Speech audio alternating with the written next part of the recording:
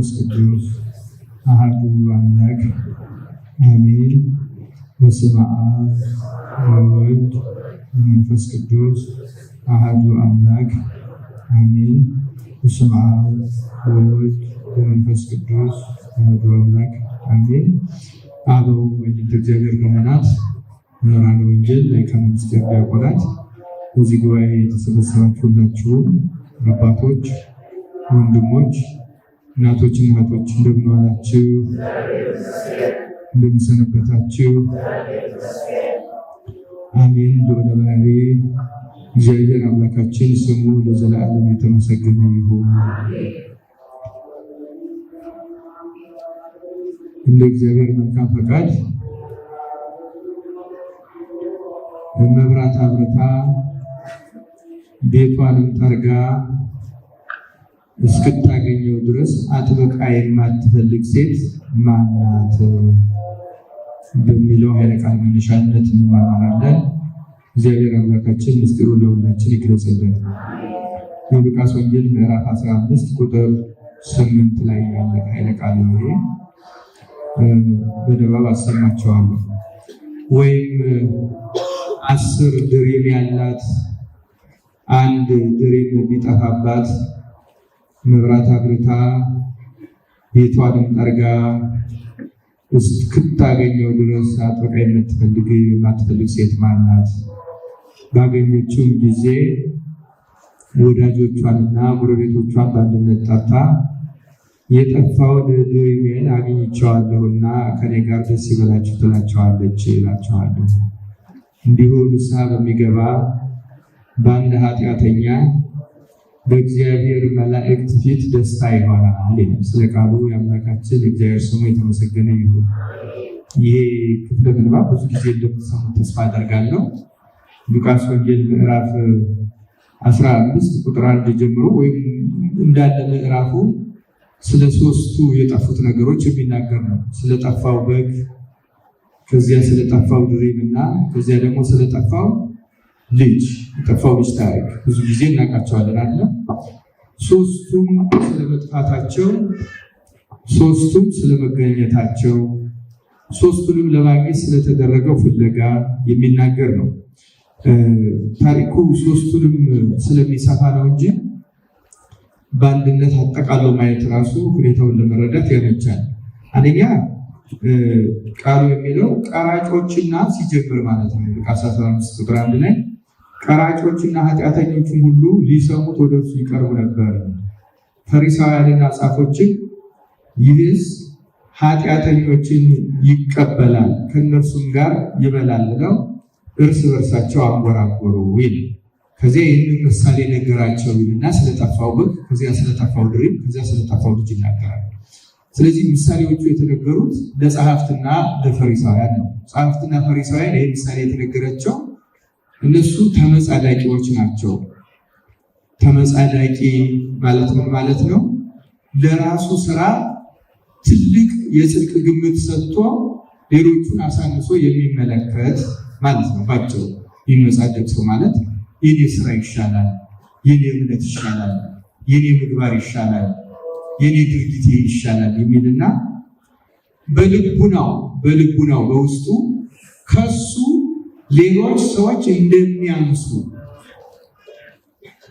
ሌሎች ሰዎች የትኛውም ሰው ሊሆን ይችላል፣ የሆነ ሰው ከሱ በሕይወቱ እንደሚያንስ በልቡናው የሚሰማው ሰው ተመጻዳቂ ይባላል።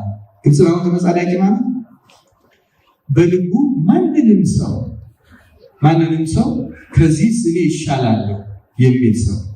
በእግዚአብሔር ፊት እንዲህ ያለ ስሜትና ሀሳብ እንዳለው ሰው አጸያፊ ሰው የለም። በእግዚአብሔር ፊት ቀርቶ በተሻሉ ሰዎች ፊት እንኳን ማንኛችንም ብንሆን እንኳን ሊያስመካና ከሌሎቹ እንደምንሻል ሊያንሳስብ የሚችል ጽድቅ ቀርቶ ምን ይኖረናል? ለምንድነው ይህ በጣም ክፉ የሚሆነው ብላችሁ ልታስቡ እንዴት ያለ ከባድ ነገር ነው። ይህን ያህል ከባድ ነገር ነው ወይ? እናውቃቸው የለም አንዳንድ ሰዎች ብለን ልናስብ እንችል ይሆናል። ከነዚያ ሰዎች የምናውቀው ነገር አለ ማለት ሁለንተናቸውን እናውቀዋለን ማለት አይደለም። ሁሉን ድርጊታቸውን ነው። የተገለጠ ኃጢአታቸውን እንኳን ብናውቅ ያልተገለጠ ጽድቃቸውንም አናውቀው። ሌላው ቀርቶ ያን እንኳን በማወቃችን ትክክል የመሆን እድል ቢኖረን ነገ እነሱም እኛ ምን እንደምንሆን ደግሞ አናውቅ አይደለም። ስለዛሬው እንኳን የማወቅ እድል ቢኖረን የማወቅ እድል ያላቸው ተመጻዳቂዎች ሳይሆኑ ጻድቃን ናቸው። ጻድቃንን ማወቅ የሚሰጣቸው ከተመጻዳቂነት ስለወጡ ብቻ ነው። ሰሌ ጻድቃን የኃጢአተኛው ሰው ኃጢአቱ ቢገለጽላቸው ያዝኑለታል እንጂ አይመጻደቁበት። ብዙ ቅዱሳን እንደዚያ ያለ እንዲያውም አንዳንድ ጻድቃን እግዚአብሔርን ያስቸገሩትና የሞገቱት ለእኛ ኃጢአቱን ከገለጥክ በኋላ ለምን ይቅር አትለው ብለው ነው እግዚአብሔር የሚሞግቱት። ለምን ይቅር አትለው? ኃጢአቱን ገልጸህልና ነግሮናል፣ ተናዟል፣ ተናዛለች፣ ለምን ይቅር አትለው ብለው እግዚአብሔር ሰዎቹ ከሞቱ በኋላ እንኳን ምህረት ስላጡ ሰዎች ምህረት እንዲያገኙ ይግድ ብለው ያስቸገሩ እንደ አባ ለትጹን አይነት ጻድቃን ነው። ስለዚህ ጻድቃን ሲጀምር እግዚአብሔር የሚገልጽላቸው የሰው ኃጢአት ሲገለጽላቸው ልቡናቸው ወደ ፍርድ ስለማይሄድ የሚታወቁት ነው። ሙሴ ለምሳሌ ይህን ህዝብ ላጥፋው አንተም በሌላ በታላቅ ላይ እሾምሃለሁ ሲለው ይህንን ህዝብ ከምታጠፋ የኔን ስም ከሕይወት መጽሐፍ ምን አድርግ እንዲህ ክፉ ከሆነማ አጥፋው ወደሚል አይሄድም። የእግዚአብሔር ሰው እውነት መንፈሰ እግዚአብሔር ያደረበት ሰው መንፈሱ ወደ እግዚአብሔር የተመለሰው ሰው ይህን ለምን አታጠፋው ማየት እንዲህ ያለ ስሜት በውስጣችን የሚሰማን ከሆነ እኛ የእግዚአብሔር ሰዎች ወይም እግዚአብሔርን በትክክል የማናመልክ ሰዎች መሆናችን መገለጫ ከመሆኑ በቀር ለእግዚአብሔር ያለንን መንቆርቆር የሚያሳይ አይደለም። ክርስቲያኖቼን አስተውሉ። ለእግዚአብሔር ቤት መቅናትና መቆርቆር ይኖራል። ግን ሁልጊዜ እውነተኛ ቅንዓት ያላቸው ሰዎች ፈራጆች አይደሉም፣ ተቺዎችም አይደሉም፣ ተሳዳቢዎችም አይደሉም። ሌሎቹም በኃጢአታቸው ምክንያት የሚጸየፉና የሚጠሩ ሰዎች አይደሉም። እንደዛ አይደለም። ለዚህ ነው ጌታ ጸሐፍትና ፈሪሳውያንን ብዙ ጊዜ የሚገስጻቸው። ጸሐፍትና ፈሪሳውያን በሆነ ንጽጽር ሁልጊዜ ሌሎቹ ሰዎች ተቺዎች ናቸው። እንዴት እነዚህ ኃጢአተኞች ጋር እንዴት እነሱን ያቀርባል? እንዴት ከነሱ ጋር ይበላል? እንዴት ከነሱ ጋር ይውላል? ከእንዲህ ያለው መንፈስ እግዚአብሔር በቸርነቱ ይጠብቃል። አንዳንድ የዚህ ዘመን ሊቃውንት የእኛም ዘመን ክርስቲያኖች ሐዲስ ፈሪሳውያን ሆነዋል ይላሉ። ፈሪሳውያንን ይነቅፋሉ፣ ግን ደግሞ ስለ ፈሪሳውያን የሚያውቁ ከፈሪሳውያን የከፉ ሰዎችን በድክመታቸው ምክንያት የሚጸየፉ ወይም ደረጃ የሚያወጡ ሐዲስ የሚበልጡ ፈሪሳውያን ሆነዋል። እንደዚህ ከመሆን አምላካችን በቸርነቱ ይጠብቃል። ሰይጣን ክፉ ነው። የተሻልን ወይም ጥሩ የሆነ እኛ ለራሳችን እንኳን እንደዚያ ባናስብ ከገሌት ስገድ ከገሌት ስገድ ይሻላል እንድንል ያደርገናል። ይሄ ሁሉ ፍርድ ነው። ማን እንደሚሻል በምንድን ነው የምናውቀው? ፍጹም ስህተት። ስለዚህ ጌታ እነዚህን የመጥፋትና የመገኘት ምሳሌዎች ነገራቸው። ይህ ነው እና እነዚህ የጠፋው በግ የጠፋው ድሪም እና የጠፋው ልጅ ታሪኮች ብዙ ነገሮች የሚናገሩ ናቸው። እንደ ጉድጓድ ውሃ ሁልጊዜ ብንቀዳው ሲያስቀዳ እንደሚኖረው ሁልጊዜ ብንማርባቸው ሁልጊዜ ምስጢራትን የተመሉና በራሱ በአፈ እግዚእነ ኢየሱስ ክርስቶስ የተነገሩ ስለሆኑ የሁላችንም ሕይወት ሊያንኳኳ የሚችሉ ምስጢራትን ወይም የማያልቅ የምስጢር ውሃዎችን የተሸከሙ ስለሆኑ ዛሬ በስተምራችሁ ነገ እንኳን በዚህ ብትማሩ ትናንት ተምረን የለ ወይ እንዳትሉ ተጠንቀቁ። እግዚአብሔር ለኛ የሚገባውን በየጊዜው እንዲያድለን የእርሱ መልካም ፈቃድ ይሁን። እና ክርስቲያኖች በጉም ይመስለዋል። እነዚህን እያንዳንዳቸው ላብራራቸው። ዛሬ የጠፋውን ድሪም በተመለከተ ነው የምናየው እና ጌታ ስለጠፋው ድሪም ምሳሌ አድርጎ ሲናገር አጭር ናት። 3 ቁጥሮች ናቸው። ከ3 አረፍተ ነገር የሚበልጡ አይደለም። እንደሰማችሁ የተናገረው ልክ ስለበጉ በእስራኤል ባህል እንደተናገረው ድሪሙም በእስራኤል ባህል ነው የተናገረው። የእስራኤል ባህል ምንድን ነው? በእስራኤል በተለይ በዚያ ዘመን ድሪም የሚባሉ 10 ተሰካኪ ነገሮች ያሉት ጌጥ ነበራቸው። ይሄ ድሪም 10ኛው እና ከ10 አንዱ የሚለው ራሱ ቃሉ ይለያያል።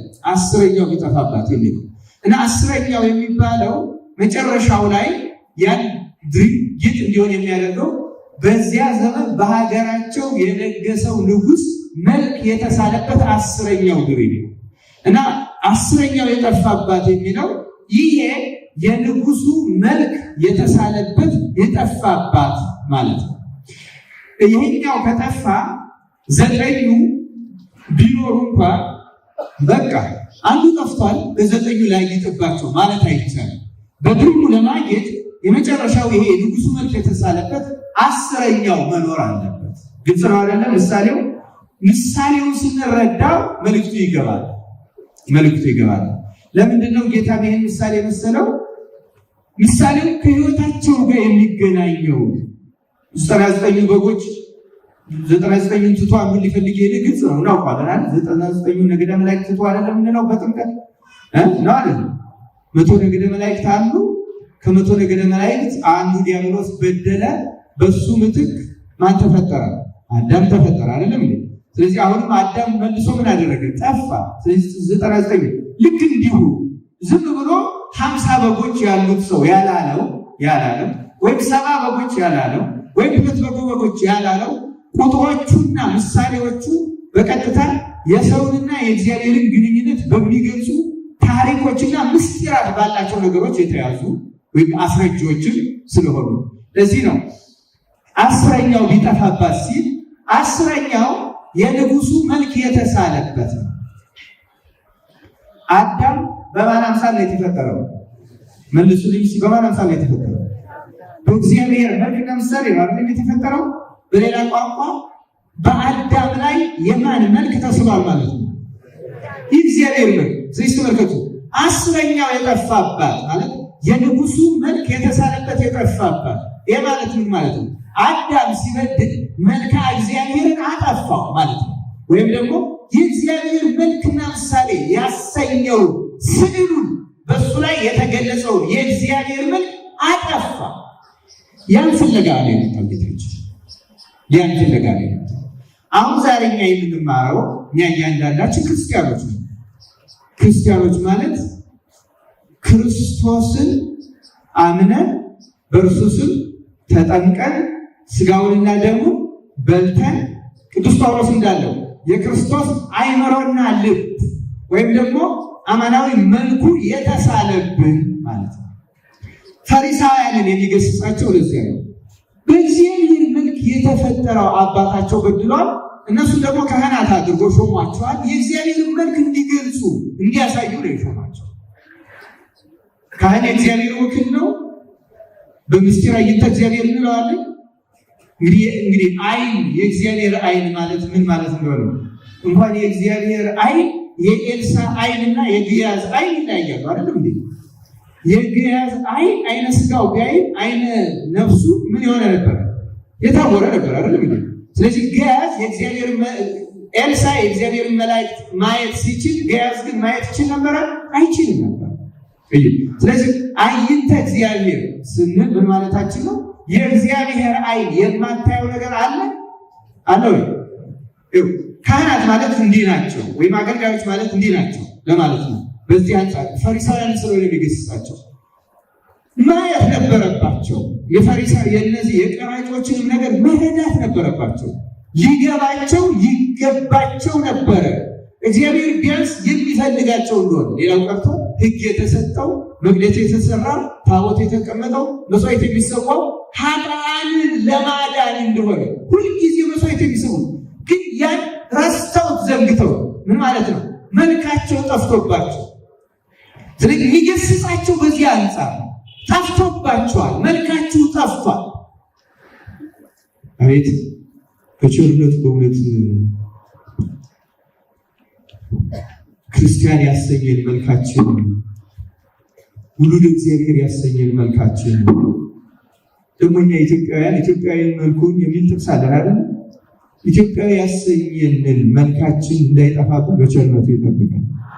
ክርስቲያኑ በደንብ አስተውላችሁ ምስጢሩን በእውነት ቸር የባህሪ አምላክ ክርስቶስ በየልቡናችን ያሳደረን አይነ ልቡናችን ያብራ እና ይገስጻቸዋል፣ ቀስ አድርጎ ያሳያቸዋል። ስለዚህ ይሄ የንጉሱ መልክ የተሳለበት 10ኛው ድሪም የጠፋባት ሴት ብትኖር ቃሉን እንደሰማችሁት መብራት አብርታ ቤቷን ጠርጋ እስከምታገኘው ድረስ አጥብቃ የማትፈልገው ሴት ማናት? ያን ካላገኘች ዘጠኝ ሁሉ ማጌጫ መሆን አይችሉም፣ ትርጉም የላቸው። የግድ ያ መልክዓ ንጉሥ ያለበት ትርኢት መገኘት አለበት። እኔም የማደርገው ይህንን ነው የሚላቸው ጌታ። በእነርሱ የጠፋ መልክዓ እግዚአብሔር አለ። ኃጢአተኞች የሆኑት እኮ ወይም የተባሉት ያጡት ነገር ስላለ እንደምትሰሙት ኃጢአት ማለት ማጣት ማለት ነው አይደል? በግልጽ ኃጢአት ማጣት ምን ማጣት? የእግዚአብሔርን ጸጋ ማጣት፣ የእግዚአብሔርን ልጅ ማጣት፣ የተሳለብንን የእግዚአብሔር መልክ ማጣት። ኃጢአተኞች የተባሉት እኮ አጥተው ነው። ይሄ እግዚአብሔርን የሚያስመስላቸውን ሁሉ እግዚአብሔር የሚያደርጋቸውን የሚያሰኛቸውን አጥተው ነው። ታዲያ መልክዓ ንጉሥ የተሳለበት ድሩን የጠፋባት መብራት አብርታ ቤቷን ጠርጋ ቆሻሻውን አስወግዳ እስከምታገኘው ድረስ የማትፈልግ ሴት ከሌለች እኔም ልጆቼ የኔ የተሳለባቸው መልክ ባጡ ጊዜ ኃጢአት ቆሻሻቸውን ጠርጌ ኃጢአት ያጨለመባቸውን ልቡና በቃለ እግዚአብሔር አብርቼ የተሳለባቸው መልክዓ እግዚአብሔር በእነርሱ ተገልጦ በእርግጥም እነዚህ የእግዚአብሔር ልጆች ናቸው እስኪባል ድረስ የማትፈልገው ቤተ ክርስቲያን ማና ቃሉ ነው። አሁን ቤተክርስቲያን የምታደርገው መብራቱን የእግዚአብሔር ቃል ታበራለች። መልካችን መልክዓ ክርስቶስ የተሳለብን መልክዓ ክርስቶስ መልክዓ እግዚአብሔር ያጠፋብንን የደበቀብንን የኃጢአት አቧራ በኃጢአት ሊጠቃለል ይችላል። የዘረኝነት አቧራ ትጠርግና እንደገና ወደዚያ መልክዓ እግዚአብሔራችን ፈልጋ የተሟላ ታደርገናለች። ዛሬም ያን መሆን እንዲሰጠን የአምላካችን የእርሱ መልካም ፈቃዱ ይሆናል ክርስቲያኖች። ስለዚህ በዚች አጭር ምሳሌ ውስጥ በኦርቶዶክሳዊ ተዋሕዶ ቤተክርስቲያን አስተምሮ አንድ ክርስቲያን ሊያልፍባቸው የሚገቡ የመንፈሳዊ ሕይወት 3 ደረጃዎች ተገልጠዋል። 3 የሕይወት ደረጃዎች በማንኛውም ክርስቲያን ያሉ 3 የሕይወት ደረጃዎች አሉ። የመጀመሪያው ንጽ ማለት ነው፣ መንጻት፣ የመንጻት ደረጃ። ይህ ምንድን ነው? በዚህ ቃል አነጋገር የምንነጻው ኃጢአታችን ከኛ ምን ሲሆን ነው? ሲርቅ ሲወገድ ማለት መጥረግ የተባለው ቆሻሻው አስተሳሰባችን፣ አመለካከታችን፣ ግብራችን፣ ሀሳባችን ሁሉ በሀሳብም በመናገርም በማድረግም የምንሰራው ቆሻሻ ከኛ መጠረግ አለ። ሲጠረግ እንነጻለን። ክርስቶስ በቸርነቱ በቃሉ ያንጻል። የመጀመሪያው የመንፈሳዊ ደረጃ ነው፣ መንጻት፣ አንጽሖ። ትልቁ ደካማ ይሄ አንጽሖ። ሁለተኛው ደረጃ አብርሆ። መብራታችሁ በሰው ፊት ምን ይሁን የተባለ መልሱልኝ እስቲ። ይበራል። ሁለተኛው አብርሆ። ሶስተኛውና የመጨረሻው ማንን መምሰል ነው? እግዚአብሔርን መምሰል፣ መልክዓ ንጉሥ። ይሄ ነው የተጻፈው። ተመልከቱ። ዋና እንድንደርስ የሚፈልገው እዚህ ደረጃ ላይ በእያንዳንዳችን እርሱ ተገልጦ መታየት ይፈልጋል። ክርስቶስ በእያንዳንዳችን መታየት መታወቅ ይፈልጋል። በእያንዳንዳችን ክርስቶሳዊ መሆናችን፣ ክርስቲያን መሆናችን፣ አማኞች መሆናችን፣ መንፈሳዊ መሆናችን እንዲታይ ይፈልጋል። አሁን የተቸገርነው በኢትዮጵያ ቤተክርስቲያን ከአገልጋዩ እስከ ተገልጋዩ፣ ከካህኑ እስከ ምዕመኑ ድረስ ይሄ መልካችን ጠፍቶ ሌላ መልክ ይዘን መጣ። ባለፈው እኮ የሰማነው ይሄ እኔ እንትን ነኝ፣ ኦሮሞ ነኝ፣ አማራ ነኝ፣ ጉራጌ ነኝ፣ ክርስቶስን ጥሎ ተጸይፎ አንድ ለእግዚአብሔር ሕዝብ መጨነቅ ትቶ መልአክ እንዲመስል የተሾመ ሰው፣ ጸጋ የተሰጠው ሰው፣ ሀብተ ክህነት ያደረበት ሰው አራግፎ ጥሎ እኛም ሁላችንም ስንደግፍ፣ ስንተች፣ ስንቃወም ሊሆን ይችላል። የራሳችን አቧራ ለብሰን የራሳችን አቧራ፣ የኃጢአት አቧራ፣ የዘረኝነት አቧራ፣ የጥላቻ አቧራ፣ የልዩነት አቧራ ለብሰን ቤተክርስቲያን መጥረግ አለባት። ይሄ መጥረግ አለባት፣ መፈለግ አለባት። በእያንዳንዳችን ማባረር አይደለም የመጨረሻ ከቆይ ቤተክርስቲያን አስቡ ክርስቲያኖች፣ መጥላት አይደለም ቤተክርስቲያን ግባ፣ ማሳደድ አይደለም ግባ። ያ መልክ እስኪገኝ ድረስ ቆሻሻውን ጠርጋ መፈለግ አይደለም የሚለው እስከምታገኘው ድረስ የማትፈልግ ሴት ማላት ሴቷ የቤተክርስቲያን ምሳሌ ናት። ቤተክርስቲያን ይህን መልክ ከእያንዳንዳችን ላይ ተፈልገዋል። የጠፋብንን ድሬ እውነተኛው ንጉሥ ክርስቶስ የተሳለበት መልካችን ጠፍቷል። በእውነት ጠፍቷል። ፖለቲከኞች የሳሉብን ስላለ ሌላ መልክ ሰጥተውናል፣ ሌላ ቦታ ሰጥተውናል፣ ሌላ መደብ ሰጥተውናል። አሁን ያንን ነው እየፈለግን ያለው። ሌላው ቀርቶ በዚህ ዘመን ህዝባችን የሚሉት አንድ አካባቢ ሲሆን አንድ የክርስቶስ ሰው ምን ያህል አሳፋሪ ነው። ማን ነው ህዝባችን? ማን ነው ህዝባችን? ማን ነው ወገናችን? ለዚህ ነበር እኮ ጌታ አስቀድሞ ገና ሌዋውያንን ሲለያቸው ቁጥራቸውን ከህዝቡ ጋር አታድርግ ለይናል። ከህዝቡ ጋር ሊሆኑ አይችልም። ካህናት ከሆኑ በኋላ የዚህ ወገን ነኝ ብሎ መደበር አይችልም። ካህን አይችልም፣ እንደዛ አይችልም። ክርስቲያኖች አሁን ጉዳያችን የተፈጠረው ግሮ ነገር እየሳበን ወደዚያ አንዳንድ ጊዜ ባስገባ ስለነዚያ ሰዎች መማር አይደለም። ዛሬ እየሰማችሁ ነው አይደል? ዛሬ የምንፈልገው በእኛ ውስጥ የጠፋው መልክ ነው። ስለሱ ነው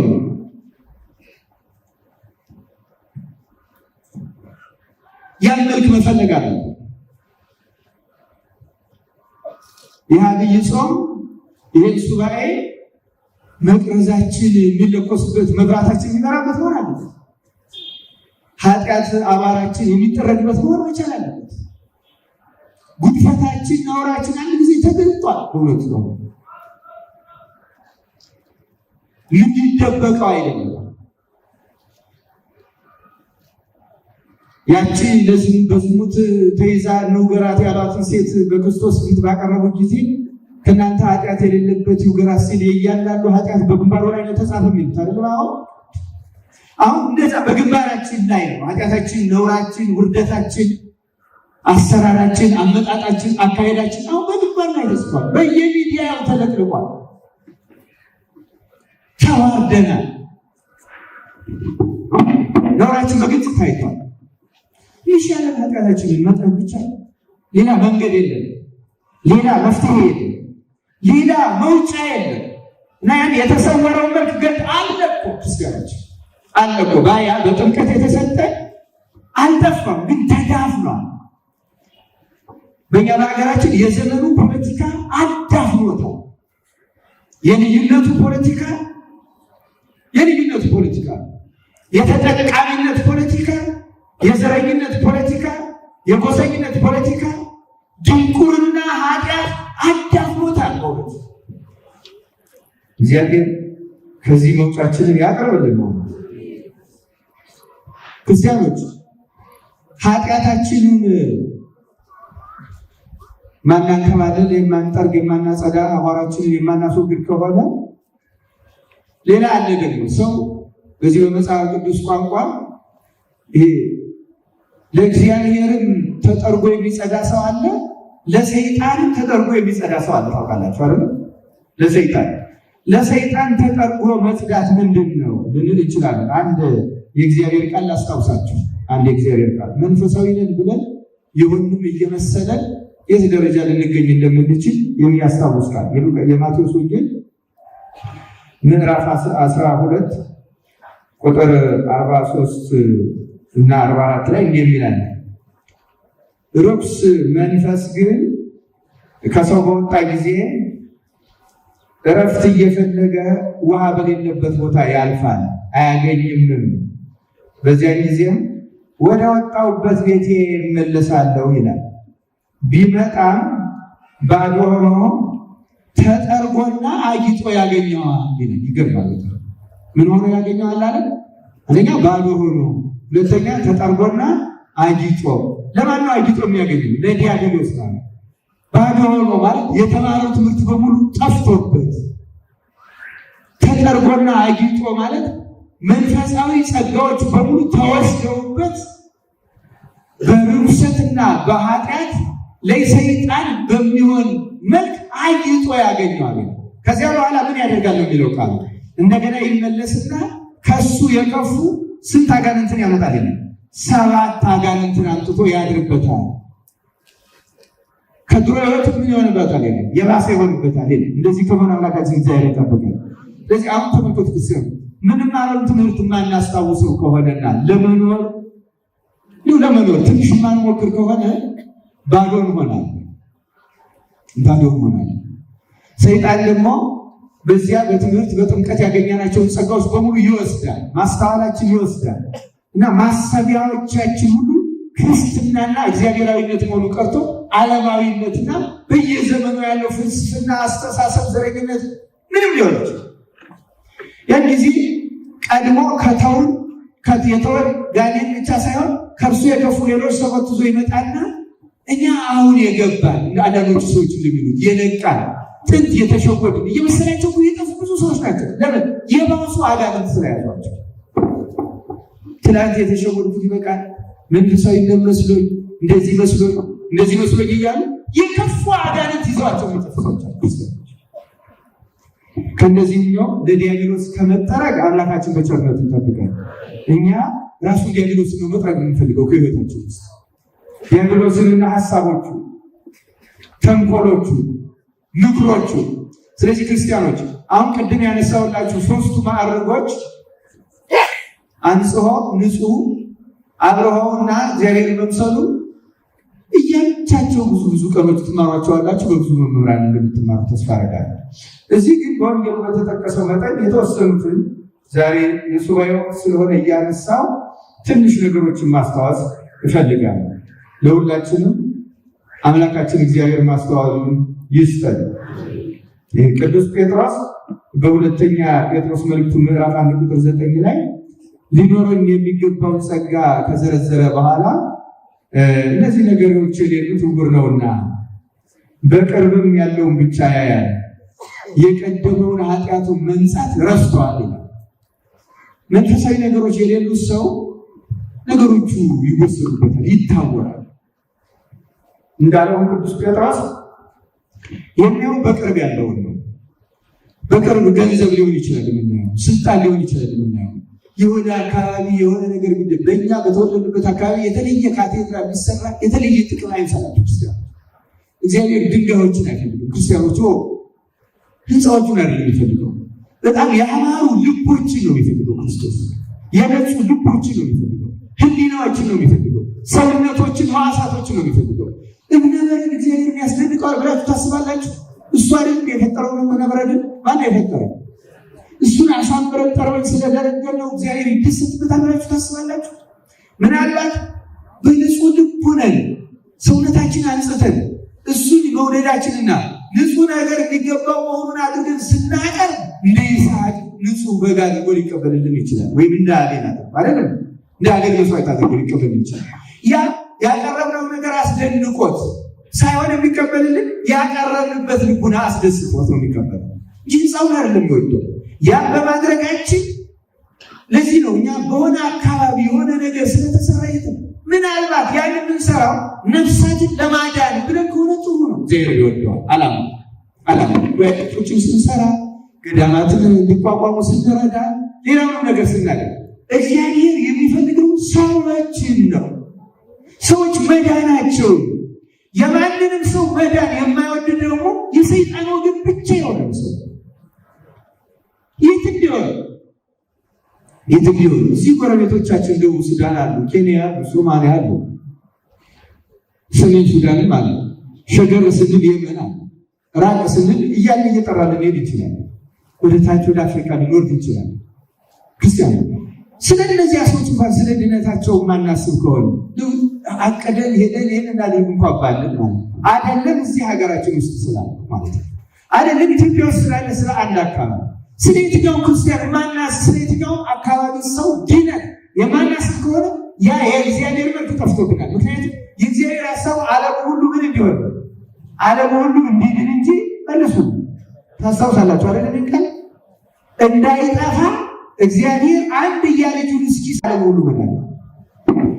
ይህ ባልታሰበበት እንደታሰበ አድርገው የሚናገሩ ደግሞ ምን ያህል በእውነት በእግዚአብሔር ፊት ምን ያህል ያሳዝኑናል።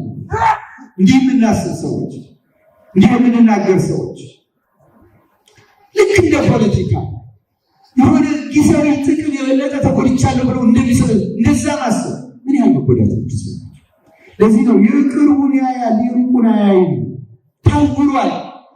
የቀደመ ኃጢአቱን መንጻት ረስተዋል። ለዚህ ያበቃውን ረስተዋል እያለ ቅዱስ ጴጥሮስ የሚገስጸው ለዚህ ነው። ክርስቲያኖች ቅዱስ ጳውሎስ ዕብራውያን መልእክቱ ምዕራፍ 10 ቁጥር 22 ላይ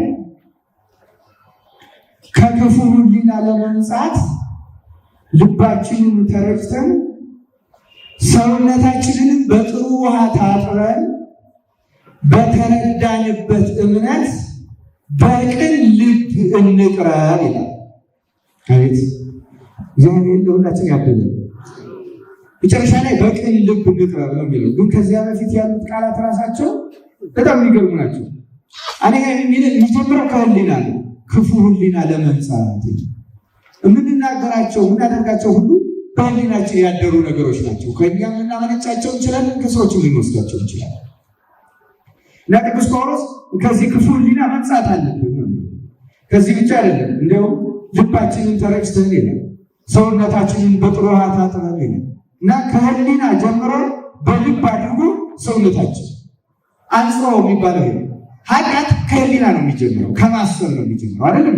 ከዚያ በኋላ በልቦናችን ይመላለሳል። ዝሙት ሊሆን ይችላል፣ ስርቆት ሊሆን ይችላል፣ ቅሚያ ሊሆን ይችላል፣ ሌላም ነገር ሊሆን ይችላል። ይደጋገማል። በልቦናችን እየመጣ ያንኳኳል፣ ይመላለሳል።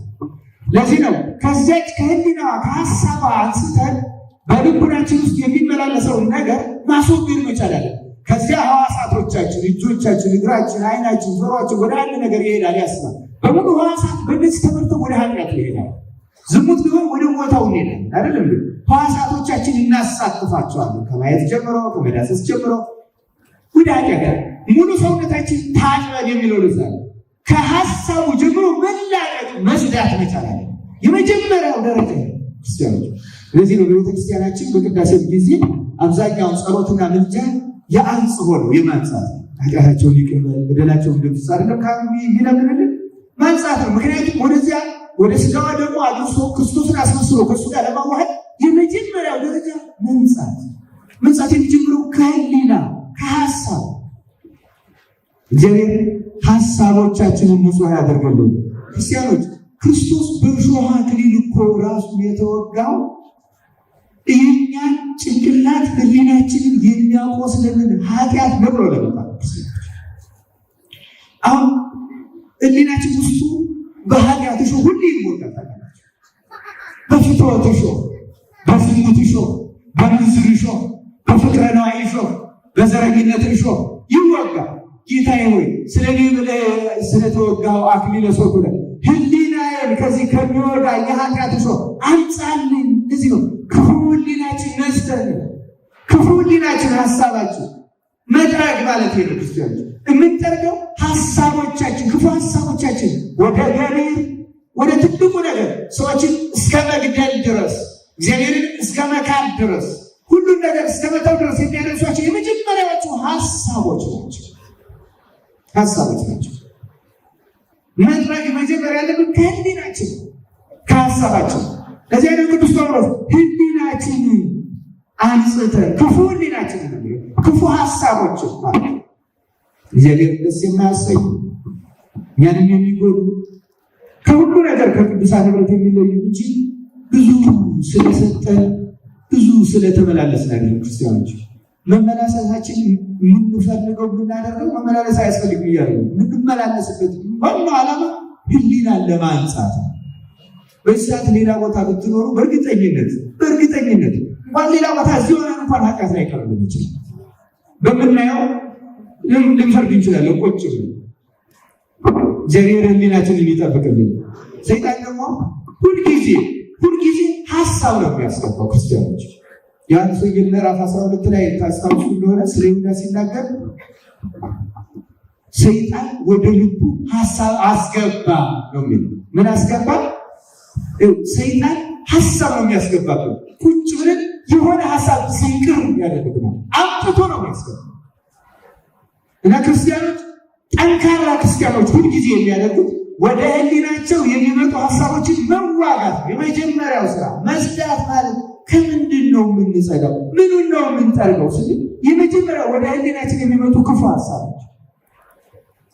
ለዚህ ነው በቃላችን ሳናቋረጣቸው የምንጸለያቸው አጫጭር ጸሎቶች ሁልጊዜ ይህን ለመጥረግ ይረዱናል። ሁልጊዜ እንደምንለው ቀራጩ የሉቃስ ወንጌል ምዕራፍ 18 ላይ ያለ ጌታ ሆይ እኔን ኃጢአተኛው ምን አድርገኝ ነው ይቅር በለኝ። ታስታውሳላችሁ አይደል? ደረቱን እየደቃ ምን ይል ነበር? እኔን ኃጢአተኛው ምን አድርገኝ። ብዙ ቅዱሳን የበቁባት ጸሎት ይችላል። እኔን ኃጢአተኛውን ይቅር በለኝ። ይህን ማንም ሰው እየሰራ ማለት ይችላል። መኪና እየነዳ ማለት ይችላል። ሴት እንጀራ እየጋገረች ማለት ትችላለች። ሐሳብ ሲመጣባት ወዲያው አማታ ጌታ ሆይ እኔን ኃጢአተኛውን ይቅር በለኝ፣ እኔን ኃጢአተኛውን ይቅር በለኝ። ይህን ሐሳብ ከልብ ያውጣ። ቅድስና ማለት ሌላ አይደለም። ወደኛ ውስጥ የሚመጡ ሐሳቦችን መጋደል። ክርስትና ማለት መጋደል። የመጀመሪያ የኃጢአት ስሜቶችን፣ ሐሳቦችን፣ ስሜቶችን መጋደል። ስንጋደል ክርስቶስ መጋደላችንን አይቶ አንድ ቀን ፈጽሞ እነዚያን ሐሳቦች ለዘላለም እስከማይመለሱ ድረስ ሊያደርግልን ይችላል። ግን መጀመሪያ የሚጠበቅብን መጋደል ነው። ጸንተን መጋደል አለ።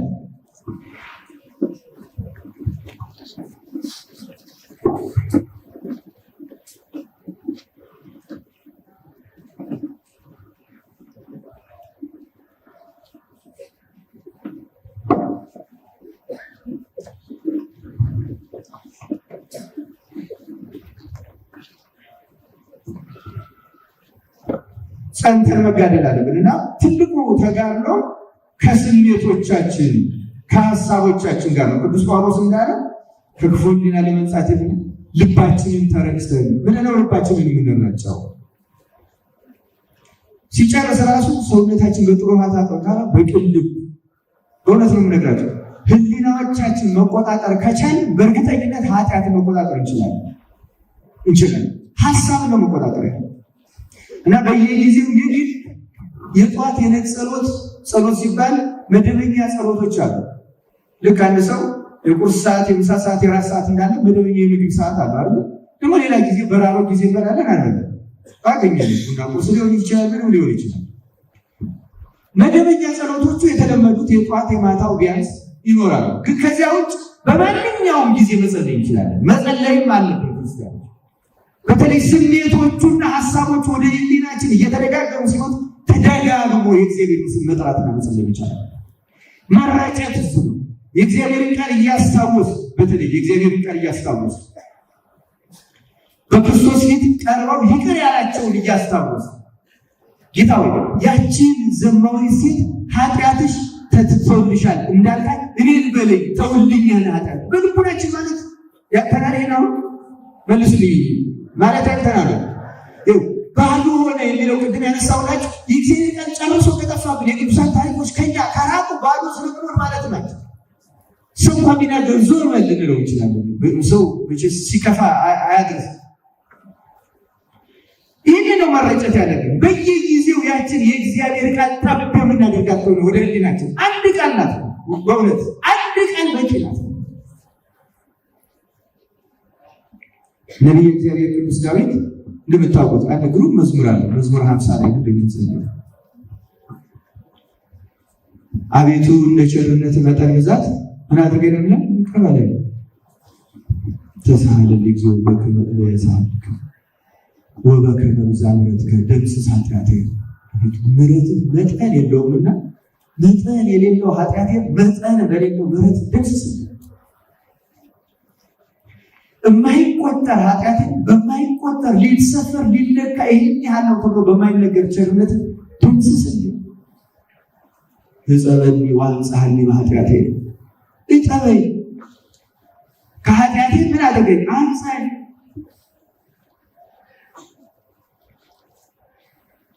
ወበማዕበሳዬ አንጽሐኒ፣ ከበደሌ ሁሉ እጠበኝ።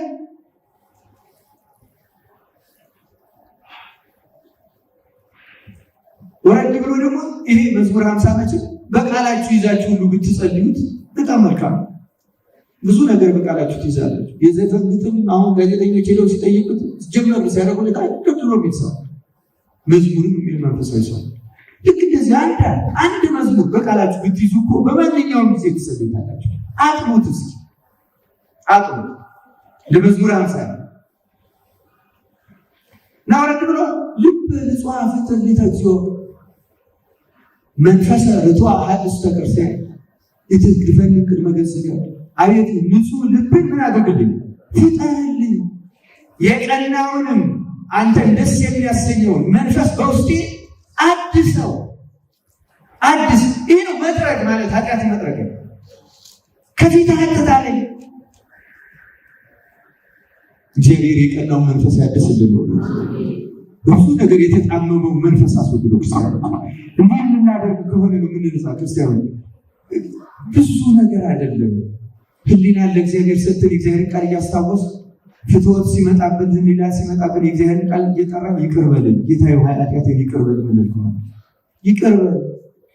ወደ እኔ ቤት ልትገባ ቤቴ ጣራ በታች ልትገባ አይገባም ያለ መቶ አለቃው ጌታው የኔ ሰውነት የምታስቀረው አይደለችም። እባክህ በዚያው ባለበት ቃል ተናግረህ ይቅር በል።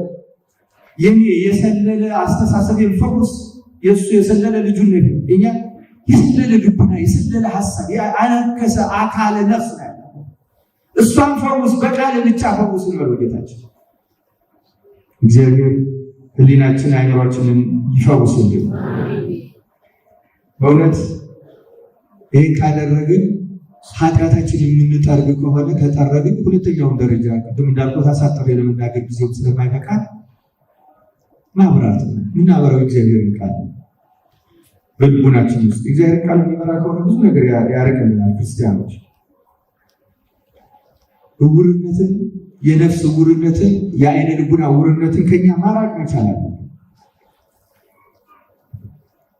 ጌታ ደግሞ በእውነት ይህን የልቡናችን አይን የሚያበራልን ከሆነ ነገሮችን እናያቸዋለን። ሩቅና ቅርቡን፣ ጠቃሚውንና ጎጂውን ሰው ሳይነግረን መረዳት እንችላለን።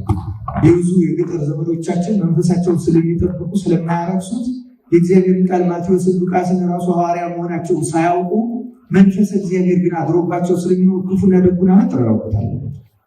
ምክንያቱም ውስጣቸው የበራ ነው። እና ደግሞ ብዙ ጥቅሶችን እናውቃለን፣ ግን ውስጣችን የጨለመ ነው።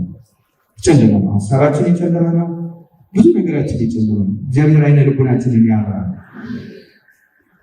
ነቢየ እግዚአብሔር ኤርምያስ አቤቱ እንደ እጃቸው ስራ ፍዳቸውን ትከፍላቸዋለህ፣ የልብ ዕውርነትንና እርግማንህን ትሰጣቸዋለህ። አቤቱ በቁጣ ታሳደዳቸዋለህ፣ ከሰማይ በታች ታጠፋቸዋለህ ይላል። እንዲህ ተብሎ ከሚነገርባቸው እግዚአብሔር ይጠብቃል። እግዚአብሔር የተለየው ሰው የልብ ዕውርነት እና እርግማን ነው የሚገጥመው። ብዙዎቹንም በተመሳሳይ ቃላት ተገስጸዋል። እኛ ግን እንደው ተስፋዎቹን የተወሰኑትን ነገር ድረስ እንይ። ቅዱስ ጳውሎስ ዕብራውያን መልእክቱ ምዕራፍ 4 ቁጥር 12 ላይ መጀመሪያ ዳዊትን እናንሳው መሰል መዝሙር 119 ቁጥር 118 ላይ ሕግህ ለእግሬ ተናገሩት ምንድን ነው የሚለው? መብራት ለመንገዴ ብርሃን ነው። ስለዚህ መብራት አብርታ ነው የሚለው። ያ ክርስቲያኖች የምናበራው የእግዚአብሔርን ቃል ነው። ነገሮች ሁሉ አለ ነገር እስቲ የእግዚአብሔር ቃል ይደግፈዋል። ምን ይላል? ያንን መብራት የምናበራው ከሆነ ብዙ ነገሮችን በጨለማ ሆነን ከማጥፋት ክርስቲያኖች እና የእግዚአብሔር ቃል ብዙ ነገሮችን ግልጽ ያደርጋል። ያልተጻፈ ነገር የለም። በእውነቱ ማለት ከሚበቃ በላይ ተጽፎልን ሁሉ ባይጻፍ እንኳን ከሚበቃ በላይ ተጽፎልን እግዚአብሔር ቃል የሚነግረን ቅዱስ ጳውሎስ የእግዚአብሔር ቃል ሕያው ነውና ይላል። የእግዚአብሔር ቃል ምንድን ነው? እንዲሁም ጌታ ራሱ ዮሐንስ ወንጌል ላይ ቃሌ መንፈስ ነው ሕይወት ነው ይላል። ቃሌ ምንድን ነው? የእግዚአብሔር ቃል ራሱ ሕይወት ነው። ክርስቲያኖች ራሱ ሕይወት ነው። ሕይወትን የሚያመጣ አይደለም። ለምሳሌ እኔ የምናገረው ይሰማችኋል አይደል? መጀመሪያ የምትሰሙት ድምፁን ነው። ድምፁ ጆሯችሁ ድረስ ይመጣል። ቃሉ ወደ ልቡናችሁ ይገባል። ድምፁ ግን አይገባም አይደለም። ድምፁ የመን ተሸካሚ ነው ማለት ነው። ድምፁ የመልእክቱ ተሸካሚ ነው እንጂ ድምፁ አይደለም ከውስጣችሁ የሚገባው። ድምፁ መልእክቱን እስከ ጆሮአችን ያደርሳል እንጂ ወደ አይምሯችን የሚገባ ምን ነው? ለምሳሌ ትጽፋላችሁ። ስትጽፉ ድምፁን እኮ አይደለም ትጽፉት አይደለም። ትምህርት የሚማር ሰው ለምሳሌ ሲጽፍ በአይምሮው የገባውን የተቀበለውን ቃሉን መልክቱ ነው የሚጽፍ አይደለም። ስለዚህ ድምፅ የቃል ወይም የመልእክት ተሸካሚ ነው። ጌታ ግን ምን አለ? ልክ ቃሉ እንደዚህ እንደ ድምፅ ተሸካሚ አይደለም። ራሱ ቃሉ ሕይወት ነው። ገብቷችኋል አይደል? የእግዚአብሔር ቃል ሕያው ነውና ቃሉ መንፈስ ነው፣ ሕይወት ነው። ራሱ ቃሉ መንፈስ ነው። ልክ የምንተነፍሰው አየር ወደ ውስጣችን ገብቶ በደማችን ተንሸራሽሮ ጤንነት እንደሚሰጥ ራሱ የእግዚአብሔር ቃል መንፈስ ነው፣ ሕይወት ነው። ይገባል፣ ያድናል፣ ይፈውሳል። ለዚህ ነው ቅዱስ ጳውሎስ የእግዚአብሔር ቃል ሕያው ነው። በጣም ይገርማል። ሕያው ነው። የእግዚአብሔር ቃል ምን ያህል ኃይሉን ብርታቱን እንድንረዳው የሚሰራ ሁለትም አፍ ካለው ሰይፍ ሁሉ ይልቅ የተሳለ ነው። ነፍስንና መንፈስን ጅማትንና ቅልጥምንም እስኪለይ ድረስ ይወጋል። የልብንም ስሜትና ሐሳብ ይመረምራል። በቃሉ ኃጢአታችንን የመመርመር ጸጋ እግዚአብሔር ያድለን። ሐኪሞች አሁን አልትራሳውንድ የሆነች ነገር ያመጡና ሰውነታችን ላይ ሲያደርጉት ውስጥ ያለው ሁሉ ያሳያቸዋል። ያሳያል። እግዚአብሔር ቃል በውስጥ ያለ ጅማትንና አጥንትን ይላል። ቁሳዊ ነገር ሆኖ አይደለም፣ ግን የእግዚአብሔር ቃል የታመነ ነው፣ ይመረምራል። ለእግዚአብሔር ቃል የሚሰሙ ሰዎች ልክ እንደ አልትራሳውንድ የራሳቸውን ቃል እግዚአብሔር እነሱ ጋር ሲወስዱ የራሳችንን ኃጢአት ልክ ያ የታመመውን ብልት ለሐኪሙ ለይቶ እንደሚያሳየው የደከመች ነፍሳቸውን ቁስል ያሳያቸው። በዚህ ንስሐ ይገባሉ። በድያለሁ ይላሉ። እግዚአብሔር ደግሞ ቁስላቸውን ይፈውሳል። ቁስላችንን አምላካችን በቸርነቱ ይፈውስን። ክርስቲያኖች በጣም ማብራት የእግዚአብሔር ቃል ማብራት የሚለው ይሄ ለመጨረሻው እግዚአብሔር ቃል የምናመራና ነገሮችን የምናይ ከሆነ ወደ ብርሃን ስንሄድ ያ የጠፋው መልክ አንዳንድ ዕቃ ልክ ካገኙት በኋላ እየወለወሉ እየፈተጉ በኬሚካል ወደ መጀመሪያ መልኩ የሚመልሱ ሰዎችን አይታችሁ ታውቃላችሁ? ልክ እንደዚያ ነው የእግዚአብሔር ቃል። ልክ አሁን እየሰማን ስንሄድ ምሕረት ሲመጣ ትዕግስት ስንጀምር ቁጣ ከኛ ሲርቅ አመፅና ስድብ ሲርቅ ያ መልክ እየዛገ ቢሆን እየተመለሰ ማለት ነው። የእግዚአብሔር ቃል እየጨመረ እየጾምን እየጸለይ እየመጸወት መንፈሳችን እየተሰበረ ሲሄድ ያ የዛገ ቆሻሻችን እየተፋቀ ሲሄድ ያ የጠፋው መልካችን እየተገለጸ ወይም የቆሸሸ ፎቶን ቀስ እያደረግን እየወለወልን አይኑ መልኩ እናወጣዋለን አይደል? እንደዚያ ማለት ነው። ልክ እንደዚያ ማለት ነው። እግዚአብሔር ቃል እንደዚያ እያደረገን ጅማትን፣ ቅርጥምን፣ የልብን ሀሳብ መንፈስን ይመረምራል። እየመረመረ እየገባ እያጸዳ እያበራ እየወለወለ እየሰነገለ ያጸዳ ሲሄድ ያ መልክዓ ክርስቶስ በእኛ ብቅ እያለ እየታየ ይመጣል። በእውነት የጠፋ መልካችንን ክርስቶስ በቸርነቱ እንድናገኘው ይርዳል። ክርስቲያኖች እንግዲህ ይሄን መልክ የተመለከተ ሁለት ጥቅሶችን ተናግሬ ትምህርቴን ይጨርሳለሁ። እንደመቼ ይገባል። ቅዱስ ጳውሎስ ይሄን መልክ መምሰል እንዳለብን ሲያስረዳ ወይም ደግሞ ከሱ በሮሜ መልእክቱ ምዕራፍ 8 ቁጥር 29 ላይ ልጁ በብዙ ወንድሞች መካከል በኩር ይሆን ዘንድ አስቀድሞ ያወቃቸው የልጁን መልክ እንዲመስሉ አስቀድሞ ደግሞ ወስኗልና ይላል። የማንን መልክ እንዲመስሉ? የልጁ ክርስቶስ መምሰል። የኛ መልክ ነው። አሁን ይሄ ጠፍቶብን የተቸገረው የክርስቶስን መልክ እኮ ብንመስል አንተ እንደዚህ ነህ፣ አንተ እንደዚህ ያለ እየተባባል አንራራቅ ነበር፣ አንለያይም ነበር፣ ልቡናችንም አይዘንም፣ አንሸነግልም ነበር። በእግዚአብሔር ቃል ሁሉ ተቆርቋሪ መስለን አንታይ ነበር። በእውነት ይህ መልክ ስለጠፋ ያ ክርስቲያኖች ይህን መልክ ማግኘት አለብን። መልካችን መልክዓ ክርስቶስ ማለት ያን ጊዜ አንተ እንትና ነህ፣ አንተ እንጂ እንትና ነሽ የሚለው ይቀራል። በእርግጠኝነት ይቀራል። የማይቀር የሚመስለን ስላልደረስን ነው። ወደዛ ስለማንጓዝ ስንጓዝ እየጠፋ ነው። እየጠፋ ይራል አይደለም። የትኛውንም ሃይማኖት ያለውን ሰው ስናይ በፍቅር ማየት እንጀምራለን። የእግዚአብሔር መልክ በእኛ ሲሳል ክርስቶስ ፍጥረቱ በፍቅር ነው። ደጋግሜ ነው የምናገረው። ሃይማኖቱ ክርስቲያን ያልሆነ ሰው በምድር ላይ ህይወቱ ችግር ገጥሞት ቢለምነው እግዚአብሔር እዚህ ሃይማኖት ነህና አልሰማም እንደማይለው ታውቃላችሁ። አንድ አምላክ ብሎ ከለመነ ይሰማል።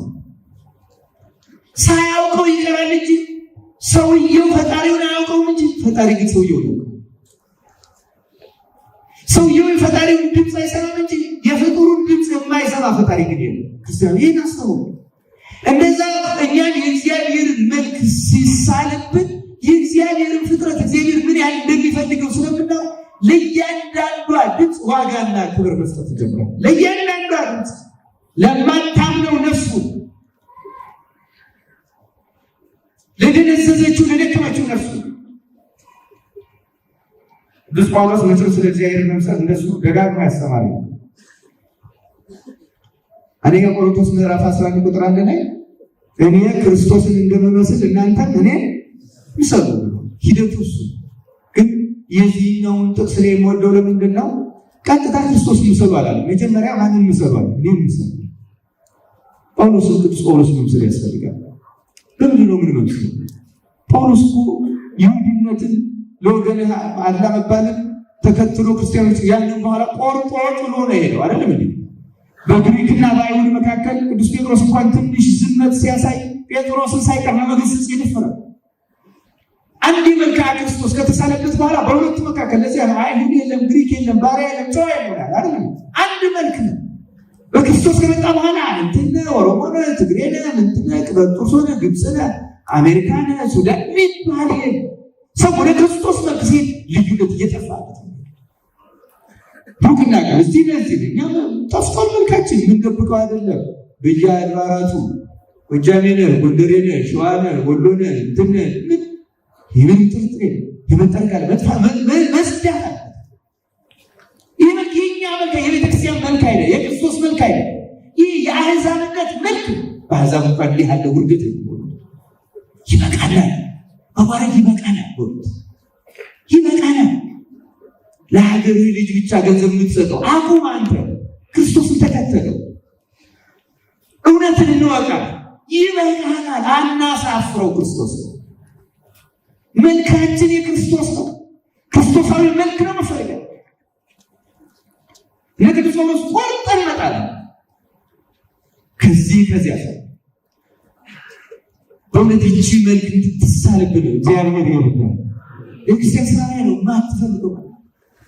መጨረሻ አንድ ጥቅስ ላለና እንደው በእውነት እንዴት መጨረሻ ላይ እንደምን እግዚአብሔር እንደዚህ ያርቃል እንጂ በኋላ ስንሄድ ወደ እሱ ስንቀርብ በየቀኝ ቁመት የሚታደረን ከሆነ እንዲህ ይላል ቅዱስ ጳውሎስ ሁለተኛ ቆሮንቶስ ምዕራፍ 3 ቁጥር 18 ላይ እኛ ሁላችን በመጋረጃ በማይከደን ፊት የጌታን ክብር እንደ መስታወት እያብለጨለጭ መንፈስ ከሚሆን ጌታ እንደሚደረግ ያን መልክ እንመስል ዘንድ ከክብር ወደ ክብር እንለወጣለን ይላል። ለመለወጥ ያልቃል። ያን መልክ የትኛውን መልክ?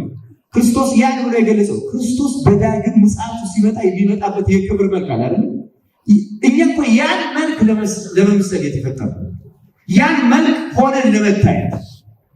ለዚህ ነው በኋላ ያን መልክ እንመስል ዘንድ ከክብር ወደ ክብር ምን እንሆናለን? እንለወጣለን። አሁን በሕይወታችን ምን እንለወጣለን? ወደዚህ መልክ ማደጋለን። ለዚህ ይህን እስክታገኝ ድረስ የማትፈልገው አጥብቃ የማትፈልገው ማናት ካለ ይህች ማናት ካለ አንደኛ ቤተክርስቲያን ናት ስናጠቃልለው፣ ሁለተኛ ግን ነፍስ ናት ራሷ። የእኛ ነፍስ ይሄን መልክ በራሷ እስክታይ ድረስ አጥብቃ መፈልጋለች። እኛ እያንዳንዳችን በእኛ ውስጥ የክርስቶስ መልክ ተስሎ እስከምናየው ድረስ ኃጢአታችንን በውስጣችን አድሮ ካለ የሆነ ሰው ከሆነ አካባቢ በመምጣቱ የምናዝንለት ወይም የበለጠ የመቅረብ ስሜት የሚሰማ የሆነ ሰው ደግሞ ከሆነ አካባቢ ከሆነ የመቅረብ ስሜት የሚሰማ ከሆነ ችግር አለ፣ እኛ ጋር ችግር አለ ማለት ነው። ይህ እስኪጠፋ ድረስ ጠርገን ያቺ አድሎ የሌላት የክርስቶስ መልክ በእኛ እስከምትገለጥ ድረስ ይችን የአድሎ ቆሻሻችን ጠርገን ያችን መልክ መፈለጋለን። ያችን አድሎ የማታደርግ መልክ፣ ያችን ሁሉን የምታከብር መልክ፣ ያችን ለሁሉ እውነት የምትመልስ መልክ፣ ይችን መልክ ለመፈለግ ያልቃል።